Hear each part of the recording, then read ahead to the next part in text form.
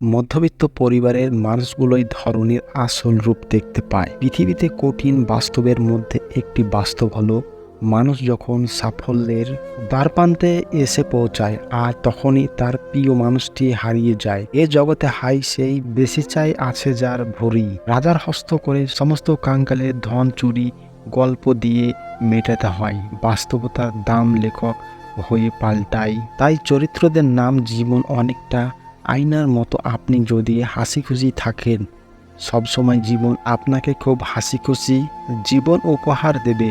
আবেগ দিয়ে নয়, সব কিছুই বিবেক দিয়ে চিন্তা করতে হবে। মানুষের জীবনে ২০ বছর পর্যন্ত ইচ্ছার রাজত্ব চলে, ৩০ বছর পর্যন্ত চলে বুদ্ধির রাজত্ব এবং ৪০ বছর বয়সে বিচার বিবেচনা রাজত্ব। প্রতিটি রাষ্ট্র নিজস্ব প্রয়োজনে ইতিহাসকে বিকৃত করে। জীবনকে যদি তুমি ভালোবাসো তাহলে সময়ের অপচয় করো না, কেননা জীবনটা সময়ের সমষ্টি দ্বারা সৃষ্টি। নারী, টাকা এবং মদ যাদের কাছে আনন্দের সামগ্রী, পরবর্তী সময়ে তাদের কাছে তা বিষ হয়ে দাঁড়ায়। যে অল্প লইয়া সুখী সেই ভাগ্যবান, আর বিষাক্তশালী হইয়া যে অসুখী সে দুর্ভাগ্যটাই বটে। জীবন হতে পারে চমৎকার যদি আপনি একে ভয় না পান।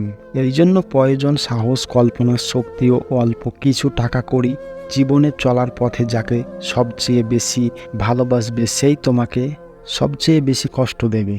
যে পরিশ্রমিক সে অন্যের সহানুভূতির প্রত্যাশী নয়। ককর্ষা কথা অগ্নিদাহের চেয়েও ভয়ঙ্কর দুশ্চিন্তা দূর করার ১ নম্বর উপায় হলো ব্যস্ত থাকা, পরের উপকার করা ভালো, কিন্তু নিজেকে পথে বসিয়ে নয়।